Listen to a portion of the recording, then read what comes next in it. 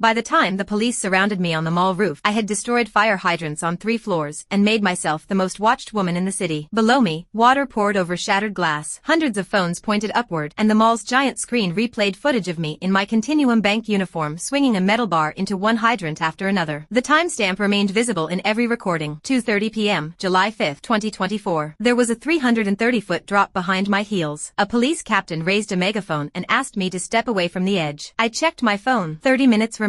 If anyone comes closer, I'll jump. The officers stopped. A reporter pushed toward the cordon and asked why a bank executive would destroy a mall in broad daylight. I want to go viral, I told his camera. The more people watching me, the better. The crowd called me selfish, insane, and desperate for attention. That was exactly what I needed them to believe. In my first life, my coworker Jasmine Powell and my boyfriend Callum Fisher used my master key to steal $300 million in gold and transfer another $500 million overseas. Then they gave investigators fabricated gambling records, a false confession, and a perfect explanation for why I had supposedly committed the crime. I went to prison. My parents spent their final years being called the mother and father of a criminal. When news of their deaths reached my cell, I cried until my eyesight failed. After I finished my sentence, Jasmine and Callum ran me over before I could expose them. Then I woke on the morning of the theft. I could not stop 2 people who already controlled the bank systems from creating evidence in my name. So I created something they could never alter, an alibi witnessed by an entire city. Rocks. Mom's voice broke through the shouting below. Officers helped her and Dad through the crowd. Wind whipped Dad's gray hair across his face, and Mom looked as if every insult aimed at me had struck her instead. "What are you doing?" she cried. "Come down right now." For one unbearable moment, I saw them as they had been at the end of my first life, old, humiliated and dying under a disgrace that belonged to someone else. I forced myself to look cold. "Go home. I want everyone to know who I am." The police captain accused me of tormenting my parents. She did not understand that their pain on this roof would last one afternoon. The pain I was preventing had killed them. My phone rang. Callum's name appeared on the screen. "Are you still at the bank, Roxy?" he asked. "I'm having dinner with friends, so you'll have to eat alone." A woman muffled a laugh beside him. Jasmine wanted me to hear her without being able to prove she was there. In my first life, that sound would have confused me. Now it told me the transfer was nearly complete. "Okay," I said. I ended the call and watched the time on the giant screen. 5 minutes remained. A young officer tried to reason with me. He reminded me that I had loving parents, a boyfriend, a respected position, and a future worth protecting. His kindness almost made me smile. Every part of that future was already being dismantled by Callum and Jasmine. I turned toward him and began counting. 10, 9, 8. The roof fell silent. He leaned forward, ready to run if I moved toward the edge. 3, 2, 1. The transfer window had closed. Instead of jumping, I stepped away from the ledge and held out both wrists. "Cuff me, then I'll explain." No one moved at first. I walked closer until an officer finally locked the handcuffs around me. Relief loosened the pressure in my chest. "This is the safest piece of jewelry I've ever worn." The live comments surged so quickly that they blurred across the mall screen.